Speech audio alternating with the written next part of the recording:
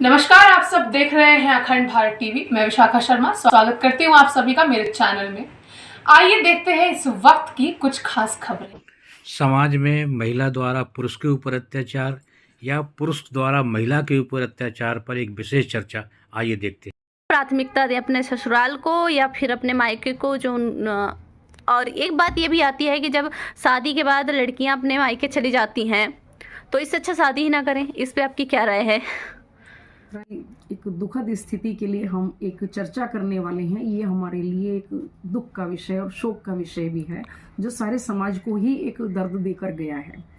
और सबसे पहले तो मैं उस बच्चे के लिए, अतुल सुभाष, इसके लिए मैं श्रद्धांजलि देती हूँ कि वो बच्चा कभी वापस नहीं आ सकता। उस माँ का दर्द कोई जान ही नहीं पाएगा। शायद कुछ माएँ होंगी जो जान पा रही होंगी। उस बच्चे को मैं हाथ जोड़ के सच्ची श्रद्धांजलि देती हूँ कि भाई वो जहाँ पर भी गया है, जिस भी कार्य परिस्थिति काल के अनुसार गया है, वो बहुत लोगों को बहुत कुछ शहादत देकर गया है। और इस मशाल को मैं चाहती हूँ ये बुझनी नहीं चाहिए, ये मशाल जलती रहनी चाहिए। और आपने इस विषय पे मेरे पास आके कुछ बातें जाननी चाहिए, इसके लिए मैं आपकी बहुत आभारी हूँ। और उस बच्चे के लिए मेरी विनम्र श्रद्धा। 40 पेज का सुसाइड नोट, 1 घंटा 20 मिनट का वीडियो और 40 पेज के सुसाइड नोट में अतुल सुभाष ने जो भी कुछ लिखा है वो सिर्फ एक अतुल सुभाष की पीड़ा नहीं, आज के कितने परिवारों की पीड़ा है। जैसा कि अतुल सुभाष ने अपने सुसाइड नोट में बताया है कि NCRB के डेटा के अनुसार हर साल 1 लाख युवक सुसाइड कर रहे हैं। उनके सुसाइड का कारण क्या है?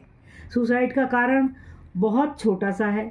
परिवार में पति पत्नी के बीच छोटी मोटी बातें होनी, और हमारे जो जुडिशरी सिस्टम है, हमारी जो न्याय प्रणाली है, वो महिलाओं को देखकर पता नहीं क्यों इतनी इनह्यूमन हो जाती है कि वो ये नहीं सोचती।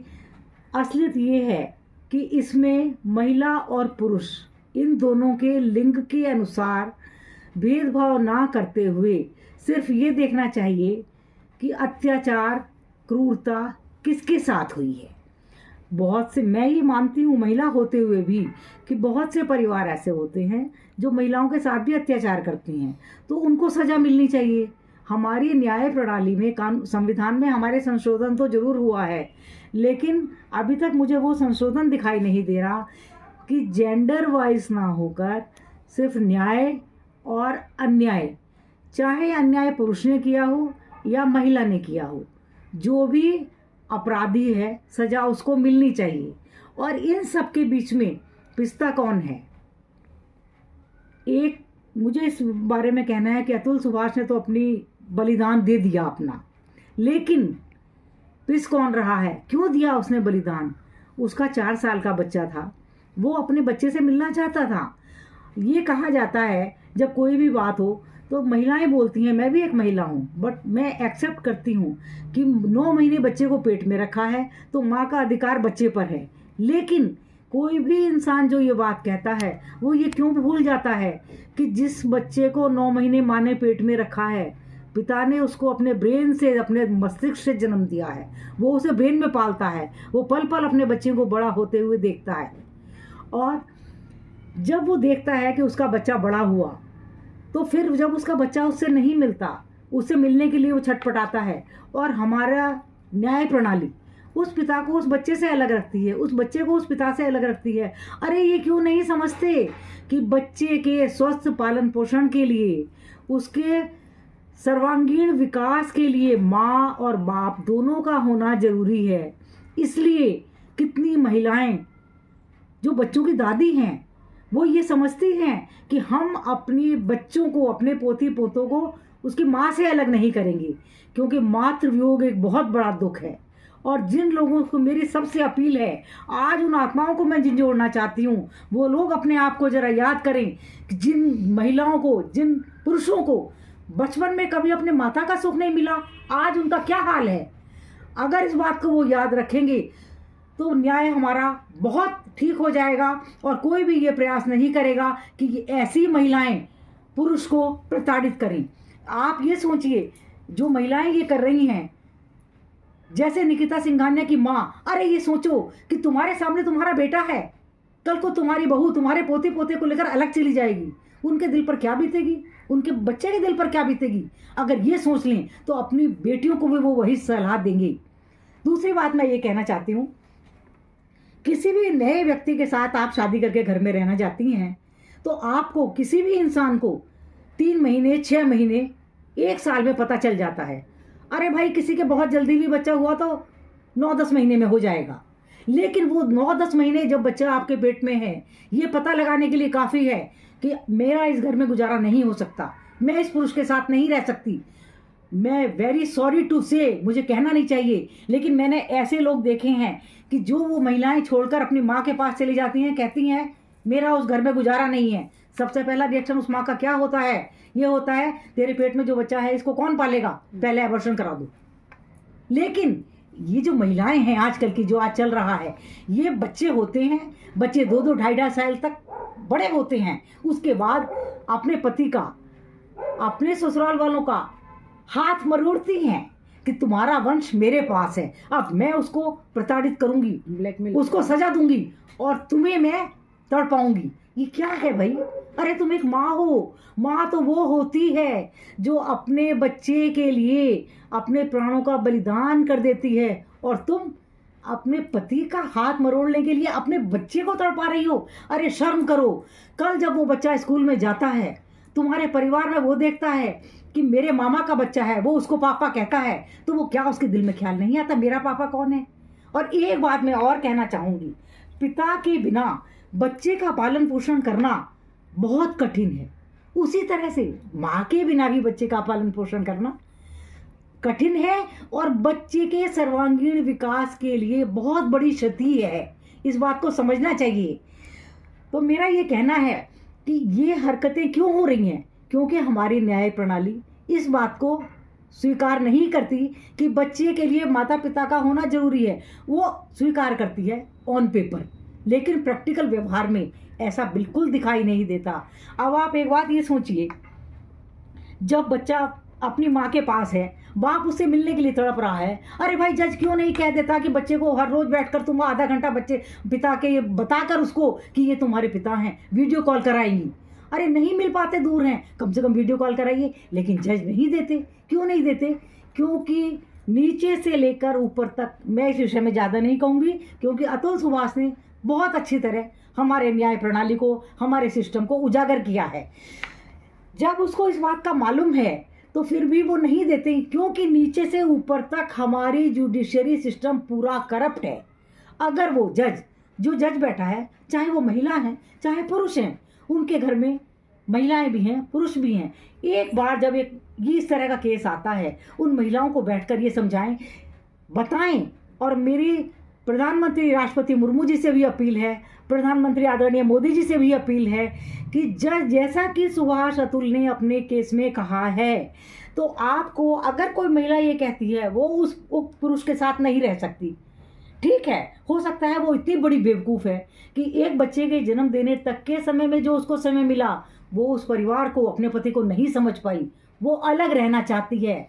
इन केस उसके पास बच्चा है तो उनको कहना चाहिए कि आपको अलग रहना है, रह सकते हो। अरे भैया, शादी करना तुम्हारा अधिकार है, तलाक लेना भी तुम्हारा अधिकार हो सकता है, लेकिन ये तुम्हारा अधिकार नहीं है तुम किसी बच्चे को प्रताड़ित करो। मैं इसके लिए सिफारिश करूंगी शेयर्ड पेरेंटिंग की, कि बच्चा माता और पिता दोनों के पास रहना चाहिए, दोनों को मिलना चाहिए। छोटा बच्चा है, पिता के साथ रहता आया है, अपने पिता के साथ, दादी बाबा बुआ के साथ रहता आया है। अरे भैया, फ्राइडे छुट्टी है, बच्चे को ले जाओ, संडे शाम को छोड़ जाना, बच्चा स्कूल जाए। अरे भैया, जब तुम्हारा बच्चा कहता है नानी नाना, बड़े ही खुश होते हो। नानी नाना भी कहते हैं कि हाँ, हमारा देवता है, हमारी लड़की देवताओं को लेकर आ गई, हम बहुत खुश हैं। अरे शर्म करो, उन दादी बाबा के बारे में सोचो। कल को भगवान ना करे तुम्हारे जो बच्चे हैं, जब तुम्हारे पोते पोते अगर तुम्हारे पास ना रहें तो तुम्हें कैसा लगेगा?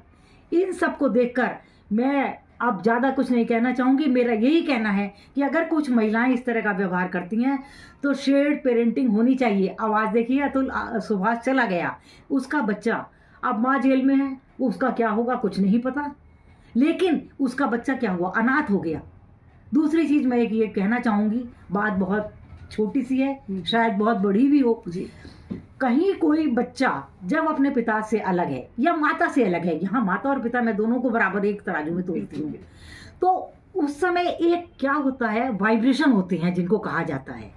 जब पिता नहीं है तो बच्चे के सिर से पिता का साया उठ गया, उसको जो अनजाने में भी एक आशीर्वाद, एक शक्ति मिल रही थी, एक ऊर्जा मिल रही थी वातावरण से, वो चली गई।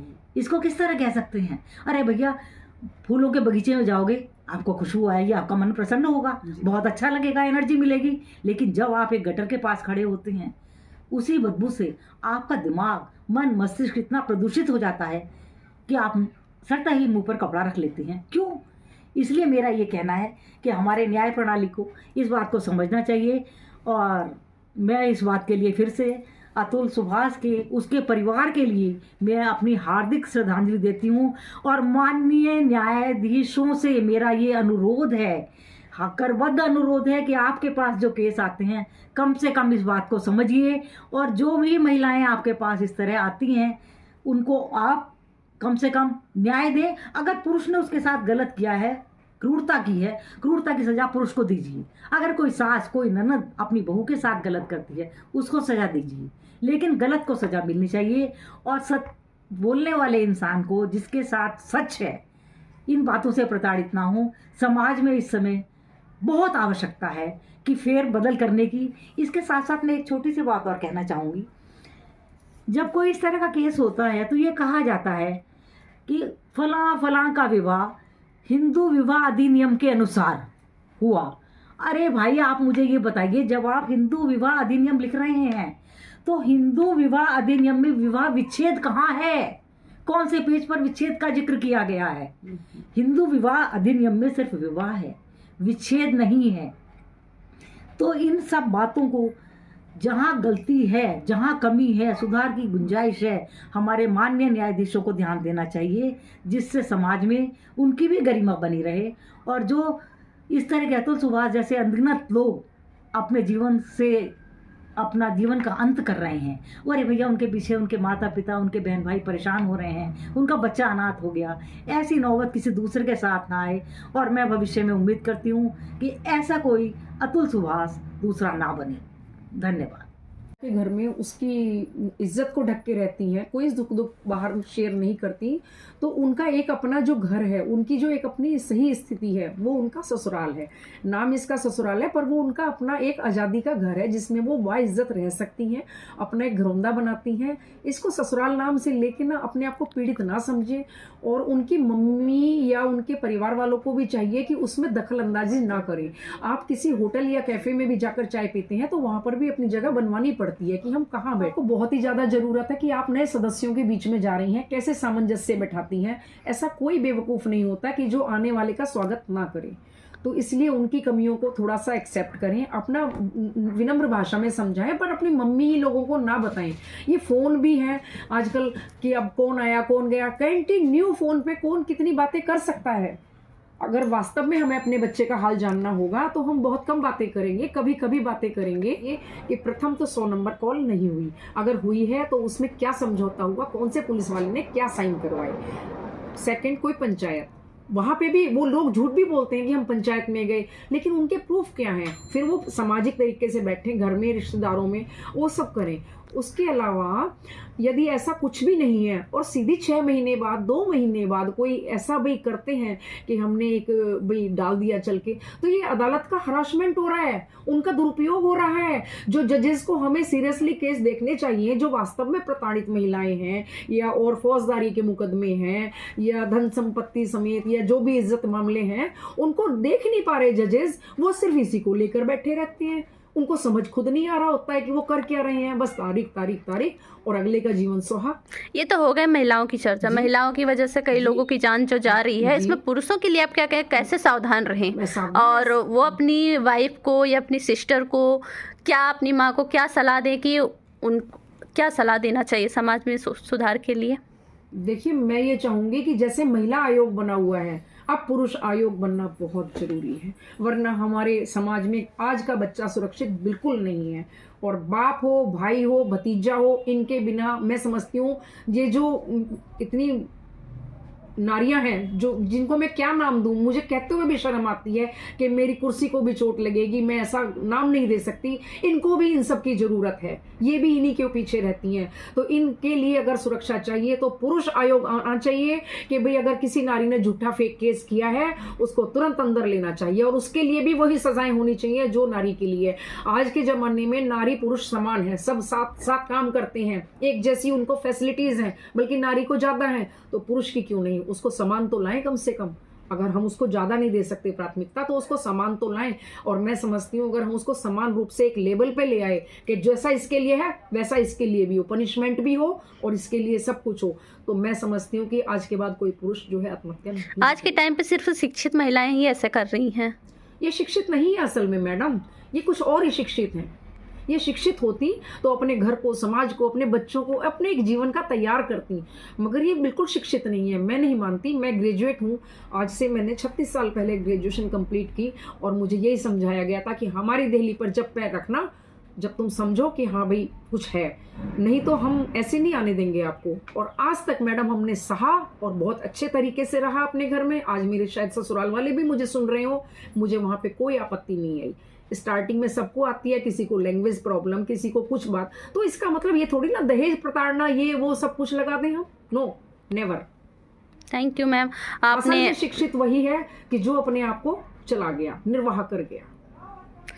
धन्यवाद कि आपने एक समाज के लिए आप दोनों ने अपने शब्दों से लोगों को सुधारने का एक प्रयास किया है कि आज का जो समाज है वो सुधरने का सुधर जाए। महिला हो या पुरुष हो या कानून हो, तीनों जब तक एक समान हो के नहीं चलेंगे, सही जांच नहीं होगी, तब तक सही न्याय भी नहीं मिलेगा। उस पर बिंदु शर्मा जी ने, मीना शर्मा जी ने आज अपने वक्तव्यों में समाज सुधार की एक चर्चा की है हमारे साथ, ताकि इनकी चीज़ों को आगे सुना पड़ा जाए।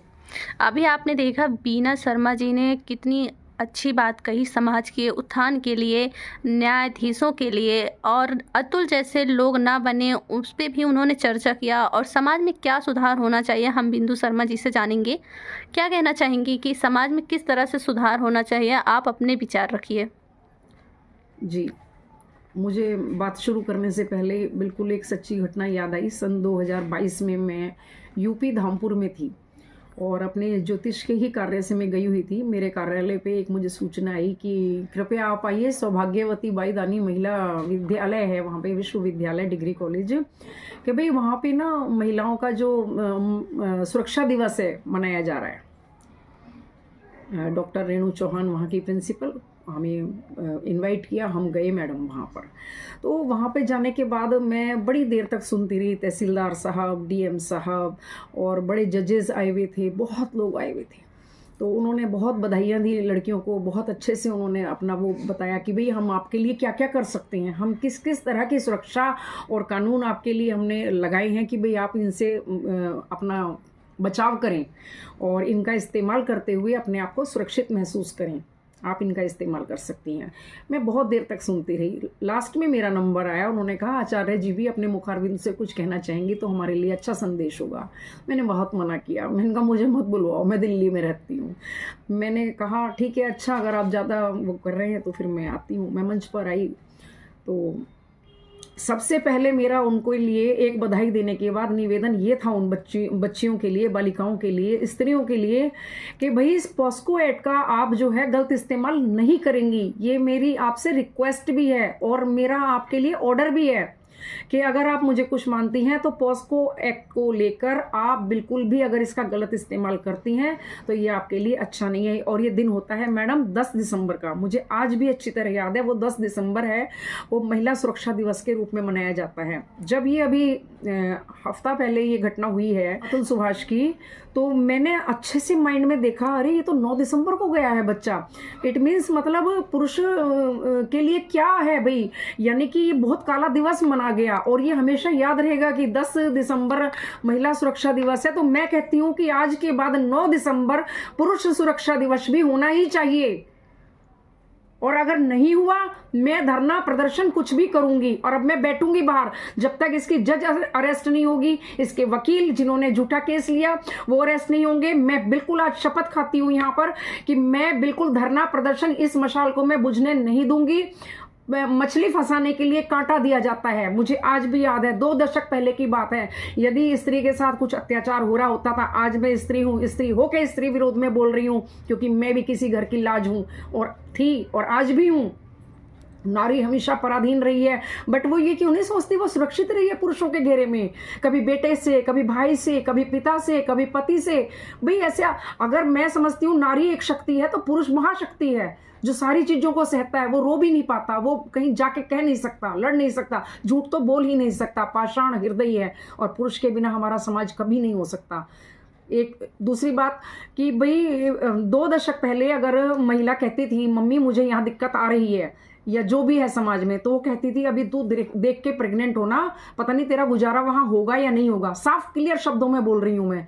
तो वो थोड़ा सा परहेज करती थी कि भाई पता नहीं कैसे है क्या है।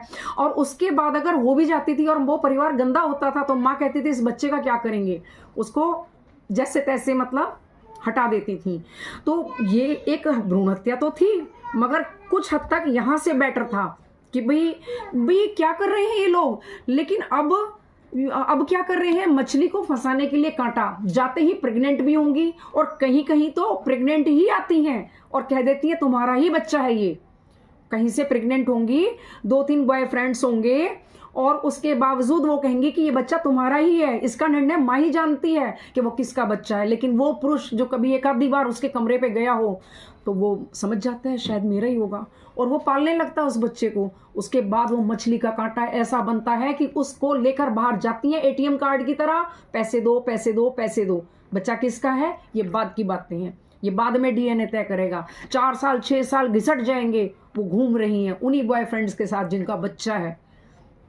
सेकंड, पहले लड़की को पैदा करते हुए माँ डर रही थी, अब बेटा पैदा करते हुए माँ डर रही है कि पता नहीं आज ही पैदा होगा, कल इसका विवाह होगा। कितने अरमान होते हैं एक माँ के, और उसके बावजूद फिर इसकी बहू आएगी, वो क्या हत्यारण करके जाएगी, क्या वो यमराज लेकर आएगी अपने साथ में। बहुत डर है। और जिनका एक ही एक बेटा है वो तो बहुत ही डरपोक हो गए हैं कि उनका बच्चा, उनका जो वंश बेल है वो इत्तेफाकन अगर घर में है तो उससे मिलने ही नहीं दिया जा रहा। भाई क्या कसूर किया है लड़के की माँ ने कि वो लड़के की माँ है। जो आप कह रही हैं इससे समाज में क्या सुधार होना चाहिए? सुधार बिल्कुल होना चाहिए। मैं कहती हूँ अगर असल में लड़की के साथ में कुछ हुआ है उसको विद प्रूफ पहले 100 नंबर पे होना चाहिए। कई बार 100 नंबर की काल भी झूठी करके और फिर बाहर से काट देती हैं एक प्रूफ इकट्ठा करने के लिए, जाने के लिए कि हमने 100 नंबर बुलाई थी। मगर 100 नंबर वाले ने आकर कुछ किया क्या, कहीं साइन है क्या, किसी पंचायत में आप गए क्या, उन्होंने कुछ लिख के दिया क्या, नहीं है। बट आप रो रहे हैं हमने 100 नंबर बुला ली, हमने पंचायत कर ली, हमने ये हमने वो, डायरेक्ट सीधा कोर्ट में जा रही हैं। और उसके बावजूद वो मुकदमे कर रही हैं। जितना उनके दुर्गा के हाथ हैं भाई, 9, 10, 11, 12 इतने बनाती चली जा रही हैं। भाई इस शक्ति का गलत इस्तेमाल, इतने सारे केस कर रही हैं जिनका कोई मतलब ही नहीं है उस पर एक भी नहीं ऐसा ब्लेम, बट वो बना रही इतने सारे हैं, पूरा उसका इस्तेमाल कर रही हैं। क्या उनको देखना नहीं चाहिए कि भाई ये सब विद प्रूफ लेकर आई है, FIR हुई ही नहीं है, वो केस दर्ज ही नहीं होना चाहिए। नहीं है कि ऐसा होता है, लेकिन मेरा ये मानना है कि इसके पीछे का हाथ किसका होता है? इसके पीछे हाथ अक्सर जो है उसके परिवार का ही होता है, जो उसको एक मशीन समझते हैं पैसा कमाने वाली। किसके परिवार की बात कर रही हैं? तो इसमें समाज में कैसे सुधार होना चाहिए? सुधार ये होना चाहिए कि हो ही नहीं सकता मैडम, अभी तो माँ बाप तो अपनी बेटी का ख्याल रखेंगे। हाँ, वो अपनी बेटी को ATM समझ रहे हैं कि ये वहां जाएगी।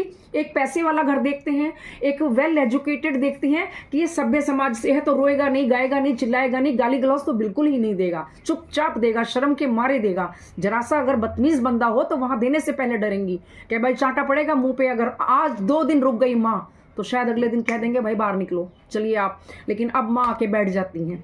दूसरी बात, सभ्य समाज का इकलौता और पैसे वाला लड़का देखती हैं, या विडो लेडी देख लेती हैं कि इसके पास आगे पीछे कोई नहीं है, उसमें माइंड है, उसके साथ भगवान भी है। मत भूलो, कहीं ना कहीं सच्चाई सामने मैडम आती जरूर है। लेकिन मैं ये समझती हूँ उसके बावजूद वो अपनी लड़की को ही पहले ATM बनाकर भेज रहे हैं। भाई तुम वहाँ पे जाओ, दंगा फसाद करो और चुपचाप अपने घर आओ। सबसे बड़ी जो ये हमें जो मीठा जहर दे रहे हैं वो ये दे रहे हैं, हम मायके जा रहे हैं, हमें हार दे दीजिए, हमें ये दे दीजिए, पूरे घर का सामान एक्स्ट्रा भी मांग कर ले जाती हैं। और वहां जाने के बाद जब लड़का कहता है आप विद इन वीक आने का बोल रहे थे, आप क्यों नहीं आ रहे हो, फिर पता चलता अभी आ रहे बोल के वो एक बहुत बढ़िया मोड़ पे लाके खड़ा करती हैं। उसके बाद जब उनसे कहा जाता है अब आप आइए, आ क्यों नहीं रहे, हम लिवाने आए, तो बोले अब तो फैसला होगा। भाई क्या हुआ है ऐसा कि भाई तुम तो सताते हो, मैं पिंजरे में कैद, मैं यहाँ कैद, मैं वहाँ कैद। अरे भैया ये क्या पिंजरा है, कौन सा पिंजरा है ये? पहले तो तुम अपनी लड़कियों को कुंवारी को ही कमाने के लिए भेज देती हो, उसके बाद लड़की आफ्टर मैरिज भी सर्विस कर रही है, तो फिर तुम पिंजरे में हुई कहाँ? इसका मतलब तो तुम्हें पिंजरे की हवा ही कहीं और की लग रही है, तुम चाहती ही कुछ और हो। घरेलू औरत कभी ऐसा नहीं करेगी। मैं हरियाणा की लेडी हूँ और आज मैं बताती हूँ, थप्पड़ भी पड़ा होगा मुझे, गालियाँ भी मिली होंगी। हरियाणा में तो बिना गाली के बात ही नहीं करते, मगर आज तक मैं कोर्ट कचहरी थाने नहीं गई। आज मैं इतनी पूजनीय और वंदनीय हूँ अपने ससुराल में। कहते हैं कि भाई ये भी एक लेडी थी, मेरी भी आगे 2 बेटियाँ हैं। आज तक उन्होंने मुझे अपने घर का नहीं बताया कि मेरे घर को यहाँ ठंड लगी है, यहाँ बुखार आया है। बल्कि मैं पूछती हूँ बेटा आप कहीं से दुखी तो नहीं है? बोलते मम्मी आपको मतलब कोई नहीं, सब ठीक है हमारे यहाँ। धन्य है मेरे ऐसी बेटियाँ, और मैं भी धन्य हूँ। समाज में, पूरे समाज में ये बात हुई है अतुल सुभाष के बारे में, सबने जाना, लेकिन दिल्ली में एनसीआर में अभी तक ऐसा कोई नहीं है जिसने इस बात को उठाया है। आप ही क्यों उठाई है? बिल्कुल उठाएंगे। और मैं कहती हूँ मेरे जैसी जो भी महिलाएं बोलने वाली हैं, मुझे इस बच्चे के लिए श्रद्धांजलि के साथ साथ एक फाइट भी करनी है, और मैं करूंगी। यदि इसकी जज अरेस्ट नहीं हुई, खुलेआम चैलेंज दे रही हूं, अगर मैंने देखा कोताही बरती जा रही, मैं धरना प्रदर्शन सब करूंगी।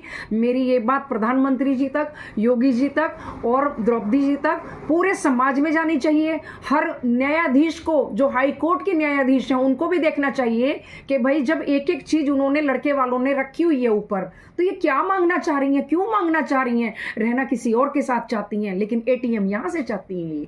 तो ये न्याय मुझे मिलना चाहिए। अगर इसके जज अरेस्ट नहीं होती है या जज को भूल जाते हैं आजकल 2 दिन में, मैं इस मशाल को बुझने नहीं दूंगी। मैं निरंतर इसके बारे में बोलती रहूंगी। और यदि मैंने देखा कि इसके जज को बेल मिल गई या कुछ हुआ, मैं धरना भी करूंगी, मैं प्रदर्शन भी करूंगी, मैं अंदर जाने के लिए भी तैयार हूँ, मुझे कोई डर नहीं है, पर मैं इस चीज को चला के रखूंगी। इसी तरह की तमाम खबरों के लिए बने रहिए हमारे साथ। हमारे चैनल को लाइक कीजिए, शेयर कीजिए और सब्सक्राइब कीजिए। धन्यवाद।